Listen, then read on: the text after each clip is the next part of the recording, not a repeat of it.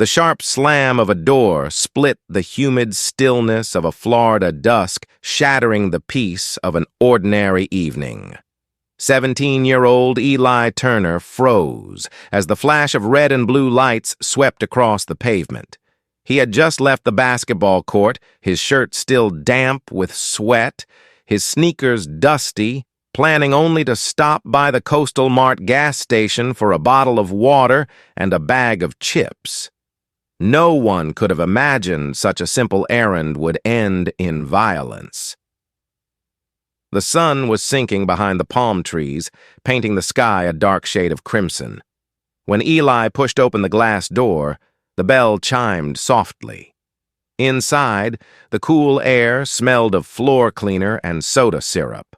The store owner, old Mr. Henders, with his silver hair, looked up and smiled wearily. "You again, Turner." "Win today," Eli replied lightly. "Maybe next week I'll make the starting lineup." He pulled out his phone and texted his mother. "Heading home. Need anything?" The reply came quickly. "Just come home safe." Eli smiled, not knowing that minutes later that message would become a prayer. Two police cruisers pulled into the parking lot, tires grinding over gravel. Flashing lights bounced off the glass windows, casting restless streaks across the walls. Inside, Eli turned to look, a knot of unease tightening in his chest. His mother's voice echoed in his mind, reminding him what to do if ever stopped. "Stay calm. Don't argue. Keep your hands visible." The doorbell chimed again. Two officers entered, one large, with a sun-reddened face, his name tag reading R, Ross the other, younger eyes cold as steel Blaine. "We got a report of a theft in the area," Ross said, scanning the store before his gaze locked on Eli. "Suspect's a young black male, around 6 feet, wearing dark clothes." Mr. Henders quickly spoke up. "This boy just came in. I know him." "Thank you, sir. We'll take it from here." Ross cut him off sharply. Eli swallowed hard, keeping his voice steady. "I just got out of school. I'm buying something, then going home." Blaine stepped closer with a smirk.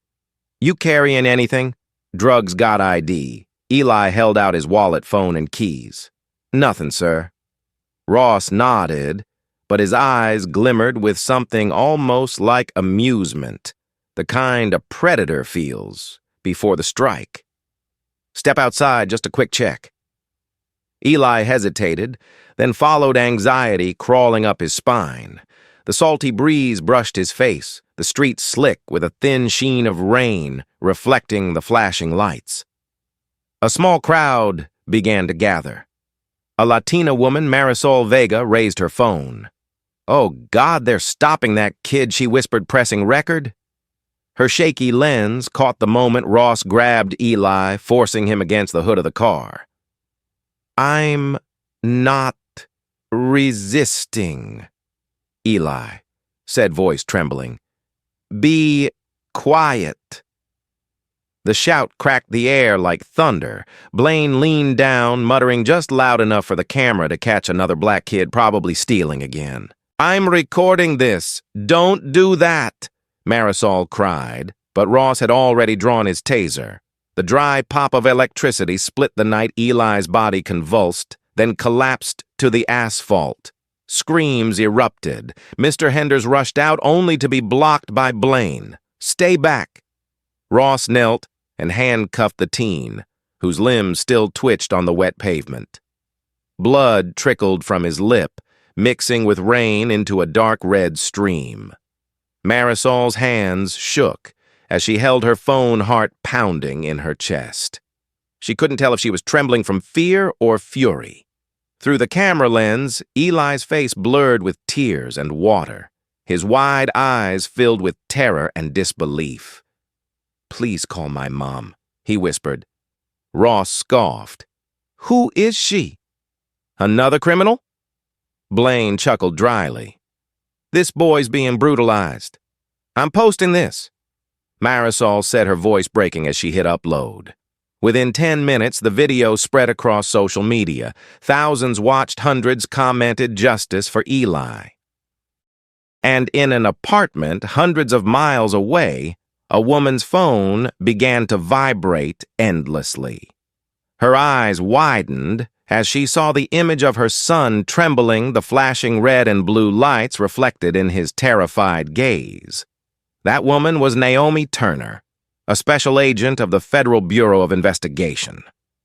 And in that instant, the sunset over Clearwater turned into a storm that would shake an entire system once thought untouchable. Naomi Turner sat frozen at her desk, the blue glow of the monitor casting cold light across her face. Her apartment on the 17th floor was usually quiet, filled only with the soft ticking of the clock and the hum of the air conditioner. But now every sound seemed to vanish. On the screen played the video. She had just opened the boy being dragged out of a store, collapsing under the glare of police lights. The basketball jersey soaked in blood. That face. The face of her son. Naomi's hand trembled and the cold coffee cup slipped from her grasp, shattering on the floor. The sharp sound jolted her out of paralysis. The shock gave way to a deep, controlled fury, the kind that was terrifying in its stillness. She inhaled slowly, grabbed her phone, and called the Clearwater Police Department over and over. The line was busy. She called again, then again. Finally, a dispatcher answered. "Clearwater Police Department. How can I help you?" Naomi spoke slowly, each word deliberate. "This is Special Agent Naomi Turner, Federal Bureau of Investigation.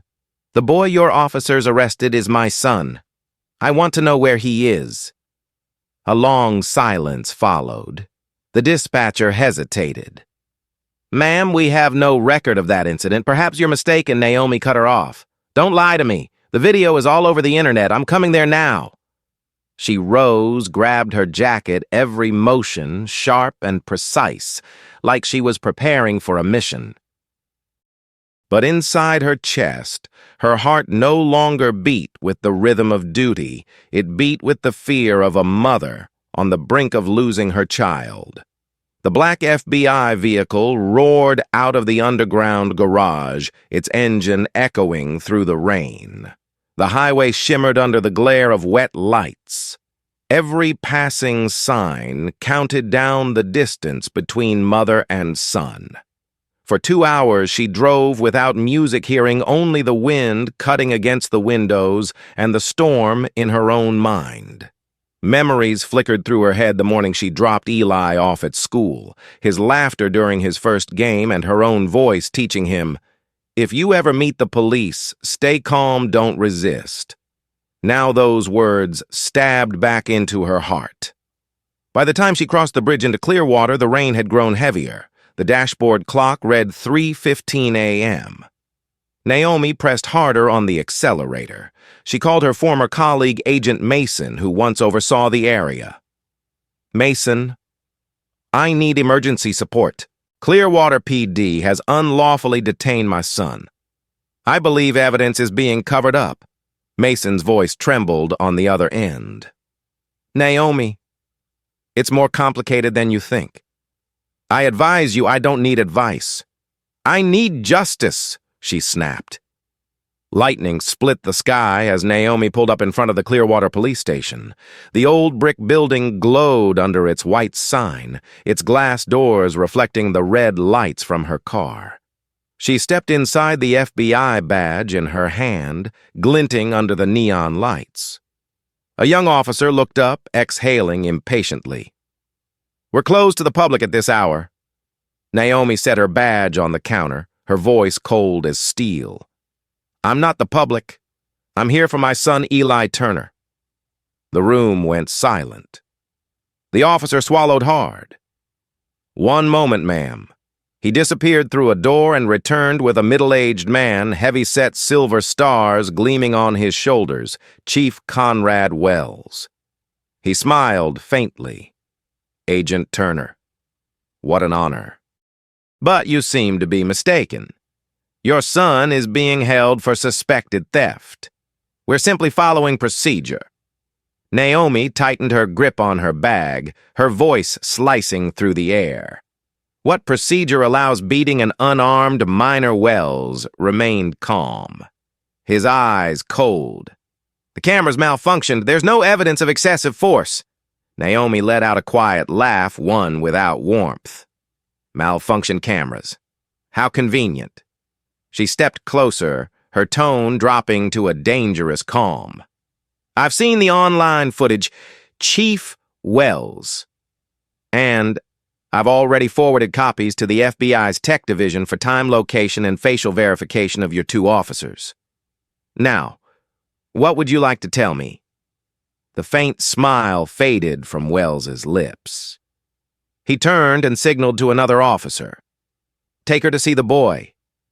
The corridor to the holding area was dim and cold, the flickering yellow light trembling above. Eli sat on a metal bench, head bowed, dried blood clinging to his mouth. When the door opened, he lifted his face. Mom. That hoarse whisper nearly broke Naomi in half. She fell to her knees and cupped his face in her hands. You're safe now, Eli. I'm here. Ross and Blaine stood behind them, their faces as expressionless as stone.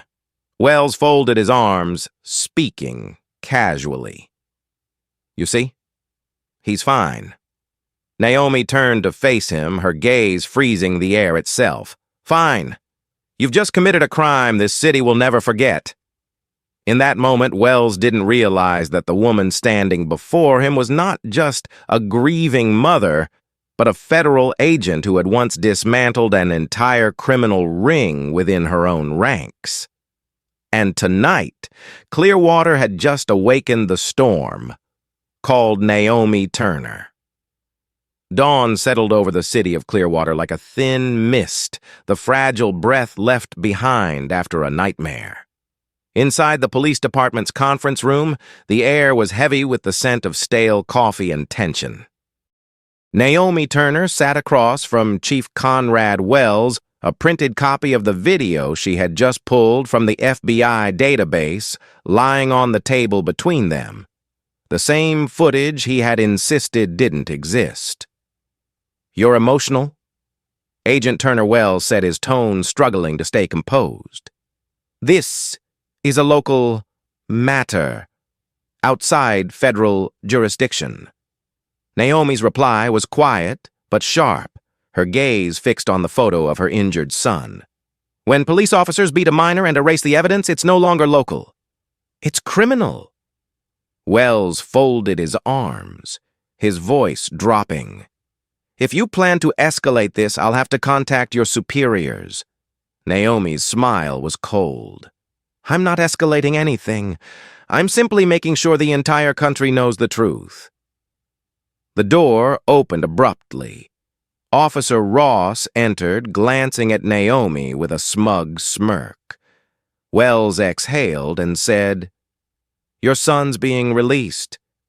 We don't want any trouble. Naomi stood, her voice firm. The trouble isn't from me. It's from those who used their badges to hurt a child. The hallway to the holding area was cold as steel. Eli sat on the bench, his shirt-torn bruises spreading across his neck. When he saw his mother, he whispered softly, Mom. Naomi knelt down her hand, gently touching his cheek. You didn't do anything wrong, did you? Eli shook his head, his voice trembling. They said I looked like the suspect. Naomi squeezed his hand, fighting back tears. It's not your fault, it's theirs, the ones who only see skin color. As mother and son stepped outside, a crowd of reporters had already gathered. Marisol Vega, the woman who filmed the video, approached with her phone in hand. I have the original clip, she said. They're claiming it's fake. Naomi looked at her eyes, gleaming with resolve. Hold on to it. We're going to show them what truth really looks like. Wells emerged with two officers beside him, trying to appear composed before the cameras. Just a small misunderstanding, he said. his voice rehearsed. Naomi turned toward him, her words clear and cutting. A misunderstanding doesn't leave blood on my son's face. A misunderstanding doesn't make you erase your surveillance footage. If that's what you call a misunderstanding, then justice in Clearwater must be a joke. The crowd erupted. Cameras zoomed in on Naomi's face, calm, cold, and proud. Wells froze speechless under the glare of flashing lights. On the drive home, Eli asked quietly, "Mom, are they afraid of you?" Naomi pressed her lips together, eyes fixed on the brightening horizon. "Not of me, Eli. They're afraid of the truth." The black SUV glided across the bridge, reflecting the first light of dawn. Behind them, the police station faded into the distance, but the battle had only begun. Clearwater would never sleep quietly again. The next morning, Clearwater seemed unusually peaceful, but Naomi Turner knew that peace was an illusion. She sat in her rented apartment near the ocean, the glow of her laptop illuminating lines of police network data access logs, traffic camera archives, user IDs. Each entry confirmed what her instincts had already told her: someone had deleted the security footage at the exact moment her son was attacked. Naomi called an old technician from the FBI. "I need you to verify the video's timestamp chain." The voice on the other end trembled slightly. "You were right, Naomi. The account used to delete the footage belongs to Conrad Wells." Naomi closed her eyes briefly, forcing her voice to remain steady. "Thank you. Stay quiet until I contact you again." She looked out the window. The sea glistened beneath the sunlight. In the next room, Eli was still asleep, the bruises on his neck dark and unhealed. Naomi clenched her fists. Her anger was no longer a flame, it had become a blade, sharp and deliberate. The phone rang. A low, rough male voice spoke. "If you know what's good for you, stop digging. Do it for your son," Naomi replied evenly. "I've never known fear." The line went silent for a few seconds, then disconnected. A sudden knock at the door made her turn. Marisol Vega stepped in her face, pale. "Two strange men came to my house this morning," she whispered. "They asked about the video. They knew my son's name." Naomi guided her to sit down. "Don't worry. You did the right thing.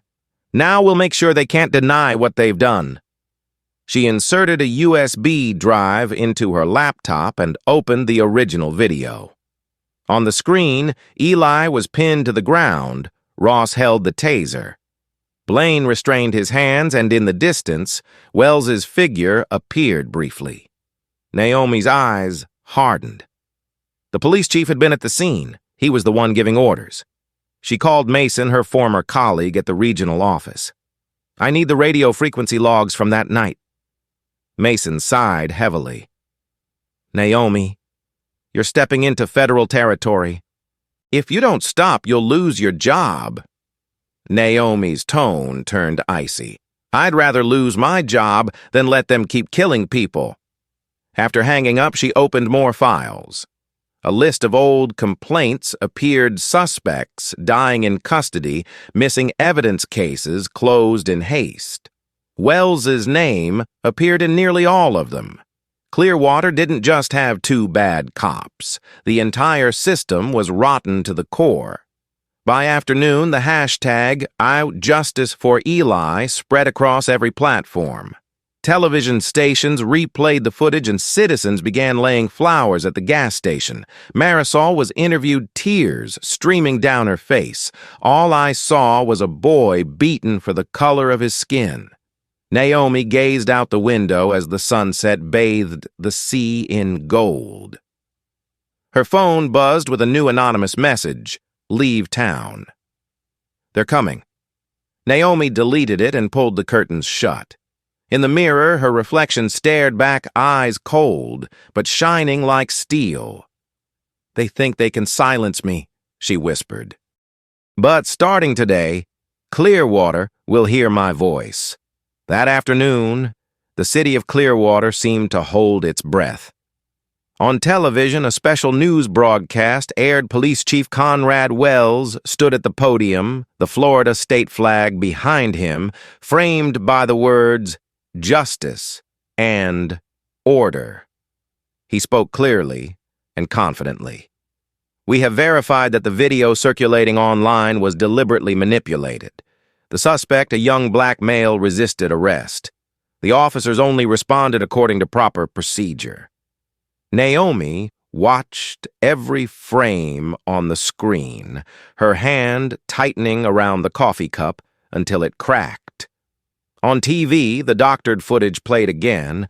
The part where Eli was beaten had been cut out, replaced with a clip of him raising his hands, followed by a blurred image suggesting a struggle. It was edited with expert precision, almost believable. Wells lowered his head in feigned regret. We sympathize with the Turner family, but the truth must be respected. Naomi turned off the television, her face cold as stone. They weren't just lying, they were manipulating the truth. Outside the city was divided. Half sided with the police, the other half was furious, chanting, justice for Eli. Social media exploded images of Naomi and her son, spreading everywhere, surrounded by both cruel and compassionate comments. Marisol came to see Naomi, her hands trembling as she held out a handwritten note. "I got this morning," she said. "No name, just one line. If you keep talking, your son will disappear." Naomi read it, her eyes darkening. "They're trying to scare you, but you're not alone." That evening, Naomi went to St. Martin's Church, where Reverend Samuel Dean, a longtime civil rights activist, was leading a community meeting. The small hall was packed, the air heavy with sweat and fear. When Naomi entered, all eyes turned toward her. Dean, tall and thin with silver hair, stepped forward to greet her. "My child, I saw the video. They didn't just beat a boy. They punished an entire community." Naomi placed a thick folder on the worn wooden table, her voice calm, but unyielding. "I have proof that Wells personally ordered the deletion of the evidence. He didn't just cover it up, he orchestrated it." The room erupted with murmurs. A young woman spoke up. "But who's brave enough to stand up? Every time someone speaks, they either get transferred or they disappear." Dean looked at Naomi, his eyes steady and bright. "You have power. You have a voice, we don't. You'll be the one to start this." Naomi was silent for a moment. In her mind, she saw Eli lying on the cold metal bench. She nodded slowly. "If they think they can twist the truth, I'll make them pay for it in front of the entire nation." After the meeting, Dean walked her to the door. "You must be ready," he warned. "Wells isn't just corrupt. He's ruthless. He's buried 3 federal investigations before. But arrogance is his weakness, and it will destroy him." Naomi answered softly, "I'm not afraid of him. I'm afraid of silence." Night fell as she returned to her apartment. The window reflected the red lights of a passing patrol car. In the dark, Naomi opened her laptop and began typing an anonymous report for an independent investigative outlet she had once collaborated with. Her final line read, "If I disappear, release all of this data." The wind howled, stirring the curtains. Beneath the sound, she heard a faint noise, an engine stopping outside. Naomi peered through the curtain's edge. 2 men stood beside a black sedan, one of them lighting a cigarette, the flicker of flame flashing in the night. They did nothing, only stood there, watching her window. Naomi whispered to herself, voice low and steady, "Fine. If they want to play in the dark, I'll turn on the light." She turned back to her desk and reopened the file. On the screen, the words, "Evidence of systemic corruption," glowed. The wall of deceit surrounding Clearwater was starting to crack, and Naomi Turner had just placed her hand on the first fracture. At dawn, Naomi Turner received a call from the FBI headquarters. The secretary's voice was calm and formal. "Agent Turner, you are being urgently summoned to Washington by order of the Directorate." Naomi froze. She understood immediately they were removing her from the case. 3 hours later, she stood inside a conference room, as cold and rigid as steel. Across from her sat Deputy Director Walter Shaw, once her most trusted superior. He opened a folder, his tone measured and emotionless. "Naomi, you've exceeded your authority. You accessed classified data and interfered in a local investigation. You're putting the Bureau in a difficult position." Naomi spoke slowly, her voice low but steady. "I didn't exceed authority. I did what was right. The Clearwater police assaulted a minor and deleted evidence that's a crime, not an internal matter." Shaw looked up, his eyes weary. "You're suspended from duty effective immediately. Leave your badge and firearm." Naomi removed her credentials and her Glock, placing them on the table without a word. As the door closed behind her, she knew she had been pushed out of the game, but also freed from the chains of hierarchy. She drove out of the city and stopped at a small park by the Potomac River. The morning wind cut through her coat like ice. A message appeared on her phone. "Mason betrayed you. He reported everything to Wells." Naomi's lips pressed into a hard line. Mason, the colleague she once trusted completely, had chosen the enemy side. She deleted the message and stared at the gray water. The anger inside her didn't explode. It sharpened cold and precise as a blade. By afternoon, Naomi was back in Clearwater, renting a small room on the outskirts of town. She spread her evidence across the table, the original video copies, access logs, and buried complaint files. In the next room, her son Eli was with Dr. Avery Cruz, the trauma therapist. A message from Avery appeared on Naomi's phone. "Eli is still scared of sirens, but he just wants to know his mom is still fighting." Naomi read it and smiled faintly. She opened her laptop, scanning the data once more. Hidden deep within a backup folder, she found an audio file. When she played it, Wells's voice came through unmistakable. "No one keeps the original. Ross Blaine, delete everything." Naomi replayed it. There was no doubt now. This was the direct evidence she needed. She copied the file to a USB drive and slipped it into her jacket pocket. The moment she closed the laptop, an alert flashed on the screen, "Unauthorized access detected. System lockdown in 60 seconds. She yanked the power cable out, shoved the laptop into her bag, and bolted for the door. Through the rain-streaked window of the second floor, headlights pierced the darkness. 2 black cars sat parked engines idling, waiting. Naomi didn't stop. She ran down the stairs, jumped into her car, and sped onto the highway. The wind roared rain, whipping against the windshield like lashes. In the rear-view mirror, the 2 black vehicles followed close behind. Naomi let out a low, grim laugh. "You picked the wrong opponent," she muttered. She pressed the accelerator, the car surging forward into the white curtain of rain. All fear had vanished. Only one thought remained: badge or no badge hunted, or not, she was still an agent. And this time she would not stop until the truth stood in the full light of day. The sky poured a leaden rain as Naomi Turner returned to Clearwater that night, wind lashing the windshield, rain beating down in long, stinging trails. She stopped in front of a small roadside cafe, its dim yellow light leaking through the windows. Inside, Marisol Vega was waiting with a sharp-featured, short-haired investigative reporter, Tara Morales. Tara rose when Naomi entered. "I heard you have something the whole town is trying to bury," she said. Naomi set a USB on the table. "This contains Wells's voice ordering the deletion of footage and the original recordings. If we publish it, he'll be out of a job within 24 hours. Tara looked her dead in the eye. "If we publish, we might disappear before that." Naomi smiled a little, eyes unblinking. "Then we must move faster than they do." The three of them gathered around the worn wooden table under the cafe's low light.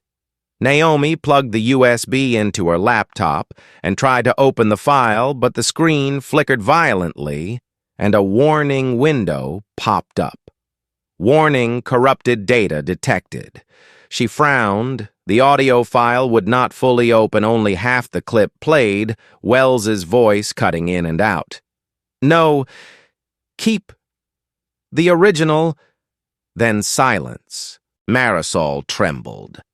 "They must have interfered with the servers." Naomi nodded. "They're erasing traces. We have to get to the evidence locker before they destroy whatever's left." Tara checked her watch. "If Wells is pulling the strings, tonight is when he acts." At midnight, they drove to the police evidence storage, an old building behind the impound lot, the rain muffling their footsteps. Naomi pulled a hood up her flashlight, slicing through the dark like a blade. The steel door was locked, but she used an old security badge that still worked to open it.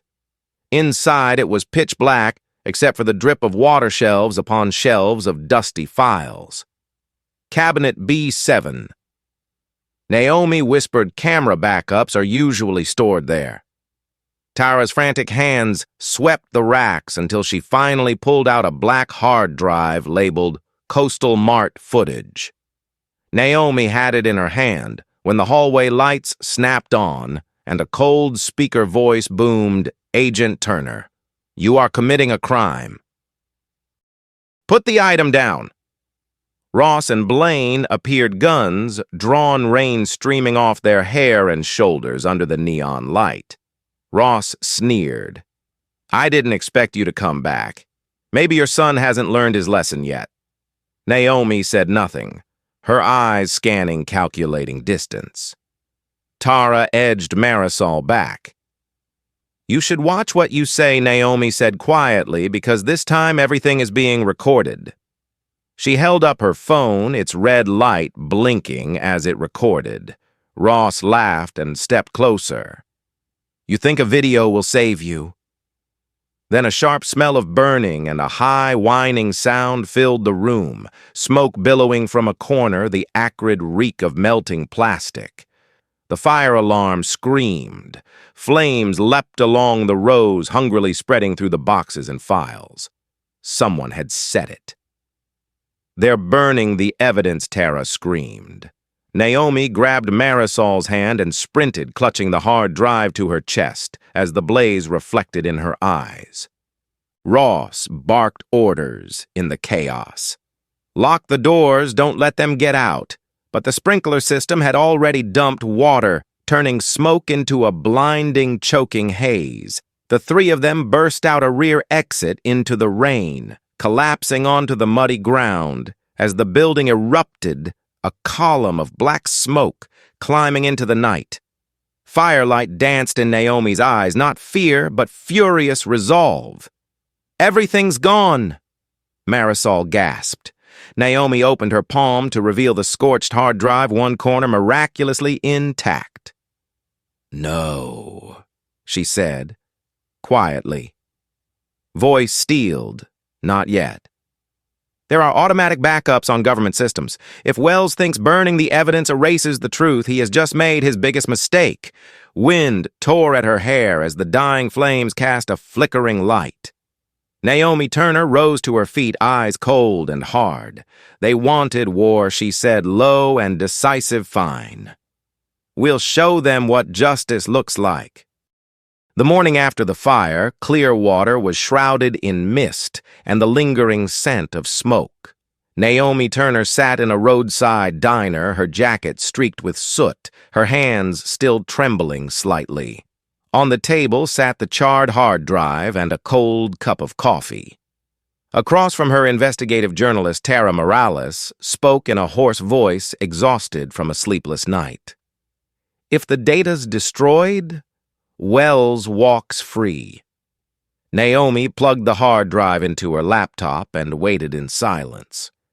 The screen flashed a message, "Partial recovery available." She took a deep breath. "It's fine. I have an automatic backup on the federal network." Tara raised an eyebrow. "You still have access?"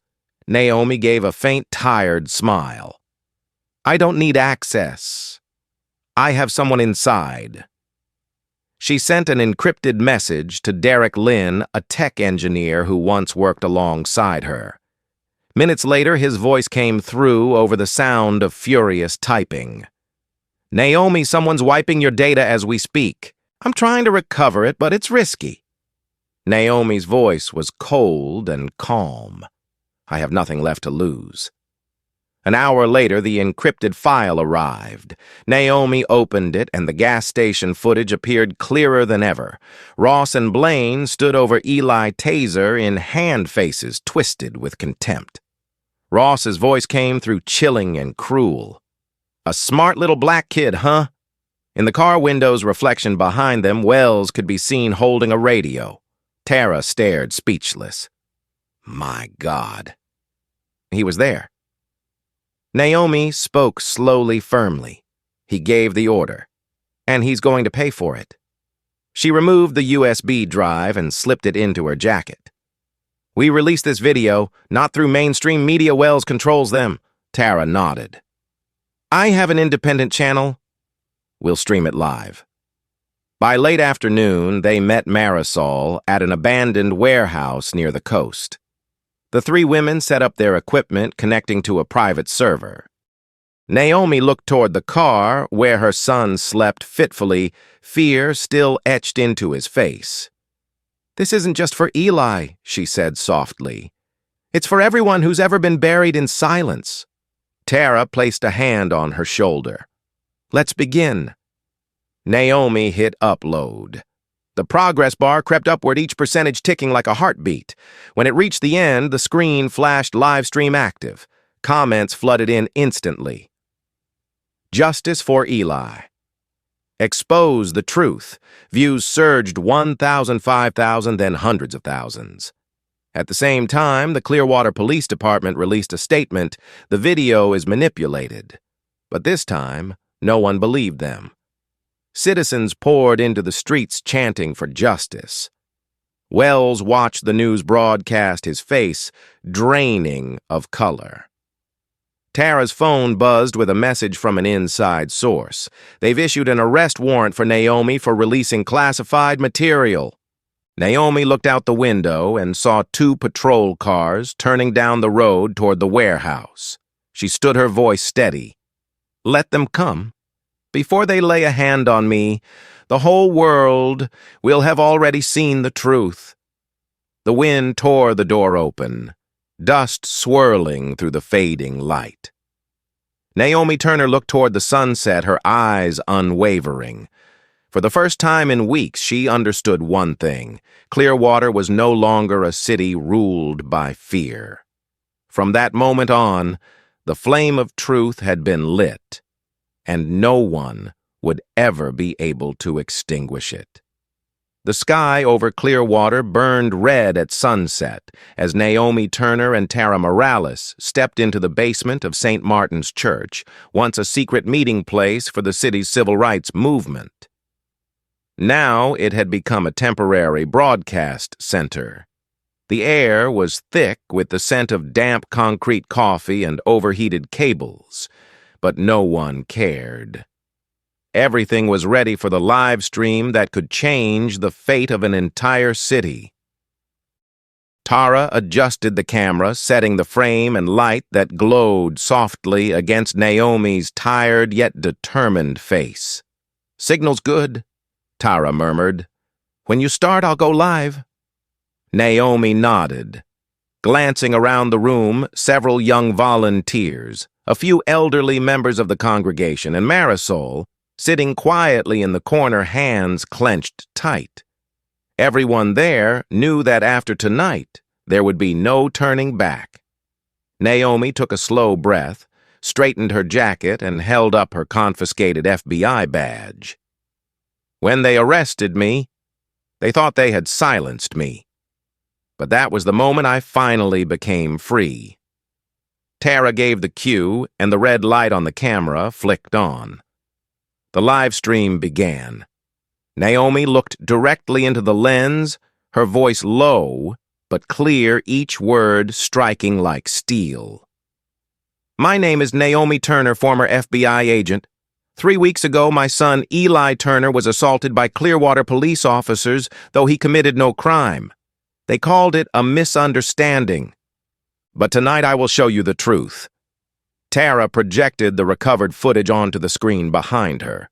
The image of Ross and Blaine pinning Eli to the ground filled the room, every breath and movement crystal clear. Silence fell. Whispers turned to gasps, and then to quiet sobs. Naomi's voice didn't waver. They said the cameras malfunctioned. But this is from federal archives. They said Wells wasn't present. Look to the left corner of the screen, he's right there giving orders. Across the country, the number of viewers skyrocketed 5,000, 10,000, then over 100,000. Comments flooded in. "Justice for Eli." "Expose the truth. We stand with Naomi." Naomi's tone grew stronger. "They call me a traitor for telling the truth. But it's the ones in uniform who betrayed their oath. This isn't the story of one family. This is the story of a nation." Suddenly, the door above them burst open, light flooding the stairwell. A voice shouted, "Clearwater Police." "Turn off the camera now." Tara spun toward Naomi, panic flashing in her eyes. "They're here." Naomi didn't stop. She stared into the camera, calm but resolute. "You're watching this live. Right now they're coming to silence me. But you already know the truth can't be arrested." The basement door crashed open, and officers in blue stormed down the steps. Marisol screamed, but Tara kept filming, streaming every second of the chaos. Naomi stood under the glaring lights, unmoving, as 2 officers approached. Ross was the first to grab her wrist, anger etched on his face. "You're under arrest for releasing classified information," he snapped. Naomi's voice was quiet but firm as she looked straight into the lens. "I didn't release classified information. I released the truth." Her hands were cuffed, but her head stayed high. Before being led away, she raised her voice, echoing through the basement. "I don't need anyone to save me. I just need you not to look away. Share this video. Bring it into the light." The live stream continued flickering, but unbroken. The last image hundreds of thousands saw was Naomi being led away in the flashing red and blue lights, Tara shouting, "Don't stop." She said to share it before the screen filled with an explosion of comments. Outside the church, the wind whipped through the banners reading "Asha Justice for Eli." Within minutes, the footage spread across every platform. National networks picked it up, broadcasting it coast to coast. Clearwater awoke. The entire country saw the truth the police had tried to bury. And in that moment, as Naomi Turner was escorted into the patrol car under the blinding lights, she smiled not because she had won, but because she knew that from now on the truth was finally beyond their reach forever. The morning after Clearwater was no longer calm. The entire nation was in an uproar over the live stream from the night before. On television, headlines flashed across the screen, "Former FBI agent arrested after exposing police brutality." Naomi Turner opened her eyes in a cold interrogation room, the white light reflecting harshly off the ceiling. The metal cuffs had left deep marks on her wrists. Across from her sat Chief Conrad Wells, his face pale but still trying to mask his unease behind a thin layer of arrogance. He slid a folder across the table and said with a mocking tone, "You just ended your own career? You released classified information. You incited civil unrest. Do you even realize how serious those charges are?" Naomi met his gaze, her voice low but unwavering. "Maybe not as serious as yours ordering an assault on a child and covering it up." The door burst open. A man in a black suit entered, his expression stern. Deputy Director Walter Shaw. "That's enough, Wells," he said. "Agent Turner is free to go. This case now falls under federal jurisdiction." Wells's eyes widened. "What, she's a criminal?" "I have the right to detain her." Shaw's tone was cold as steel. "Not when she just triggered the largest civil rights investigation the Department of Justice has launched in 20 years. You're suspended, Wells. Your entire department is under review." Naomi stood flexing her wrists, her voice steady. "I told you before, you can't bury the truth." Outside, the crowd roared their chants echoing through the streets. Justice for Eli, justice for all television cameras captured the moment Wells was escorted out in handcuffs while Naomi stepped into the sunlight amid cheers and flashing lights. Shaw walked beside her and spoke quietly. "Your video kept the Justice Department awake all night. You didn't just save your son.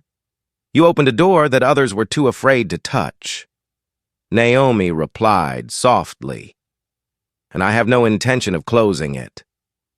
At the steps, reporters surged forward. One shouted, "Do you have any regrets?" Naomi turned to face the camera, her voice clear and strong. "I don't regret anything. I only regret that justice took this long to arrive." At that moment, a federal investigative team entered the station. Technicians seized hard drives, documents, and computers. A young officer removed Wells's gun and badge from his belt as he struggled and shouted, "She's a liar, I'll be back."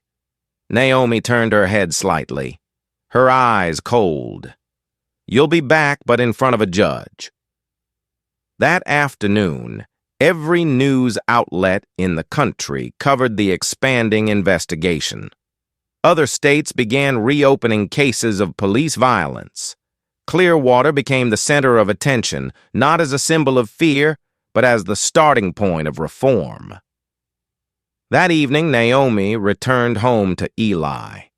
He sat on the sofa, the light from the television flickering across his tired face. "Mom? They really let you go?" he asked softly.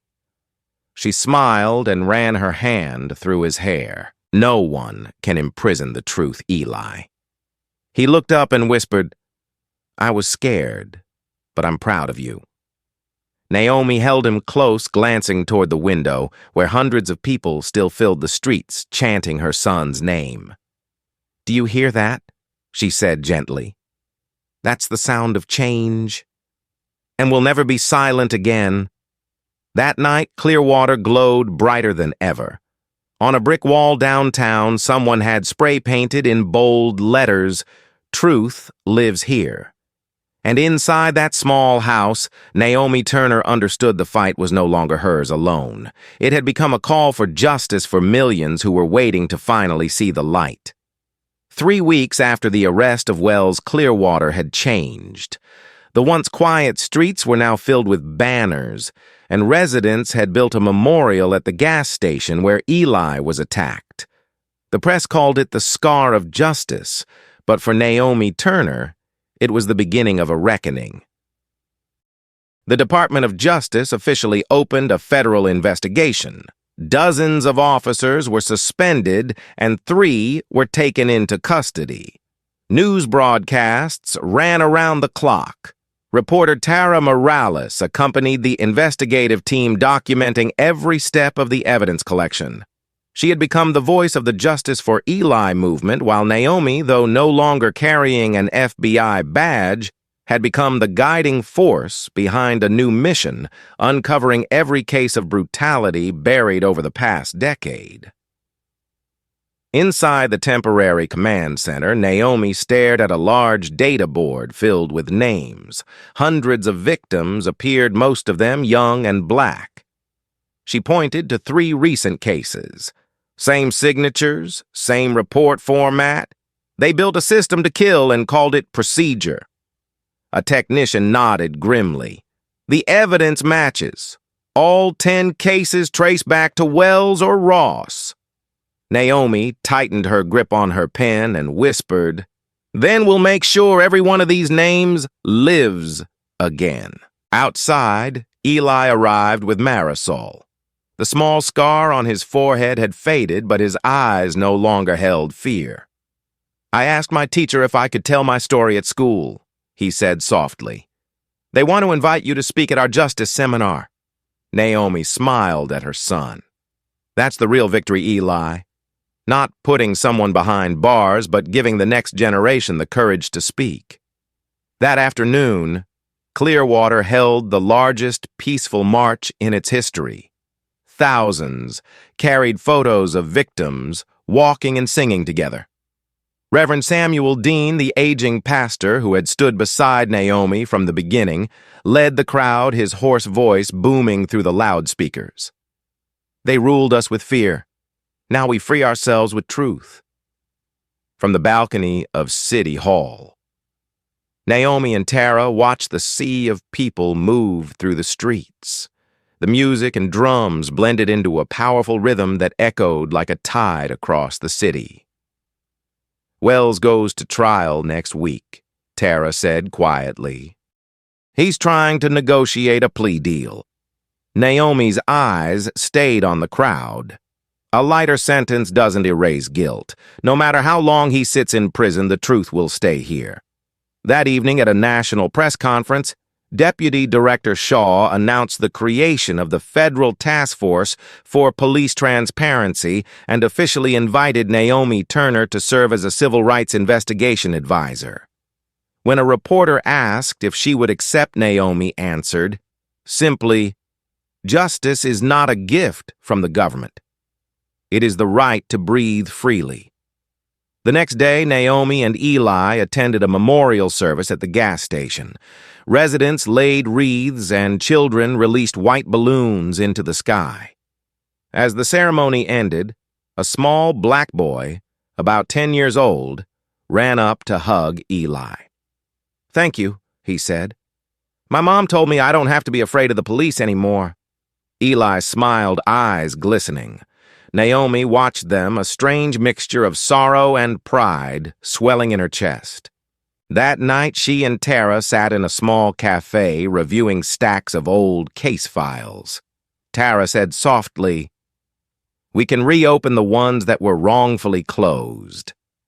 "This isn't just a story, it's the first chapter of the truth." Naomi nodded. "And we'll keep writing it with blood, with tears, but never with fear." Outside the window, light rain fell, the reflections of street lamps glimmering across the wet pavement like 1,000 shining lines connecting one story to the next. Somewhere in the distance, the chant "Justice for All" still echoed. Clearwater had awakened, and Naomi Turner knew the flame she had lit had become a torch guiding countless others toward the light. 3 months after Chief Wells's arrest, Clearwater felt reborn. The city that had once lived under fear now gleamed with new colors. Walls that once carried angry slogans were now covered in murals painted by children, hands intertwined, the sun rising over the sea, and the words, "Truth lives here," painted in pure white.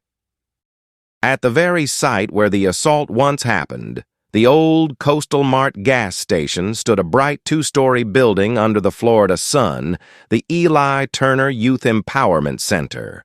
On the bronze plaque at its entrance, the words were engraved, "The truth cannot be burned." The grand opening that day drew the largest crowd in the town's history. Hundreds of residents, students, journalists, and federal officials filled the street. There was no more heavy silence, only the hum of conversation and the rhythm of music. Behind the stage, Naomi Turner adjusted the clasp on her jacket. Her hair now had a few silver strands, but her eyes were still fierce. Beside her, Eli, now almost as tall as his mother, wore his high school basketball jacket, his face glowing with confidence and quiet maturity. When the announcement echoed through the speakers, Naomi stepped onto the stage. Applause rolled over her like waves. She lifted her chin and looked across the crowd. People who had once trembled in fear now stood tall. Her voice was calm and warm.